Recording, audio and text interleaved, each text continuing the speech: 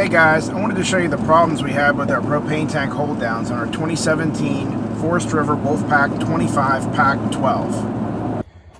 So this is what the propane tanks look like, the way they come. So you can't really tell anything's amiss. Once we removed the propane tanks, I can immediately tell they had used 2 or 3 self-tappers to hold it down.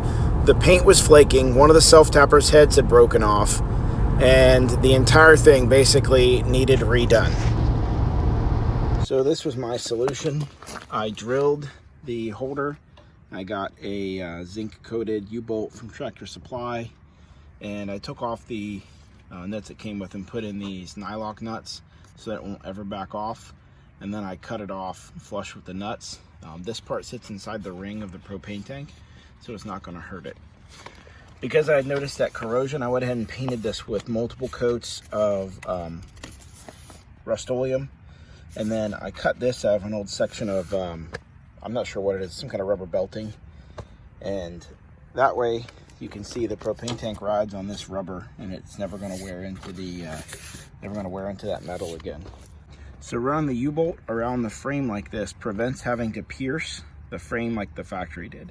And I actually took this tray off and I welded up those holes so that no water would ever get into this frame. Because on these campers, as you can see from looking at the other side, this is box tubing, so it's open. And the factory has gone to great lengths to seal that tubing off anywhere that it's open. So I didn't want water running down in here because I don't know if it has any other place to get out. So I welded those holes shut. Of course, you could use JB weld or something. It's not structural, you're just closing that off.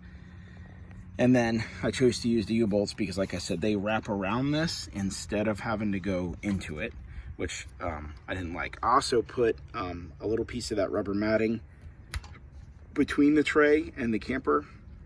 I just figured this moves, especially since it's on those U-bolts now, and I didn't want that rubbing because that's going to scrape all the paint off, and it could invite corrosion in here, especially since we camp in winter sometimes. So if you got a little salt done in there, that would stay there.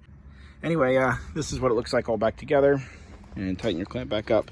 So if you have a Forest River Wolfpack or really any other camper, these things are just built so cheap. They're built to a price point. You have got to check that, because if you lose those propane tanks going down the road, they're not just going to break loose and go through the windshield behind you and kill someone. They're going to be held on by these hoses.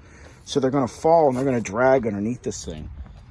And although it's unlikely, if a spark came off the propane tanks and ignites that, you are then going to have a ball of fire. It's conceivable that it would set your camper on fire, and you know, it could eventually burn your camper down or cost you and your family their lives, and there's no reason for it. It's propane.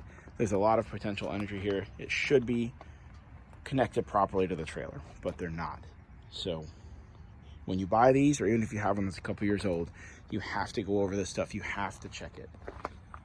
Anyway, hopefully, if that saves even one person's propane tanks from falling off, like ours were just about to, then this video is worth it. Thanks, guys. Safe camping. See you on the next video.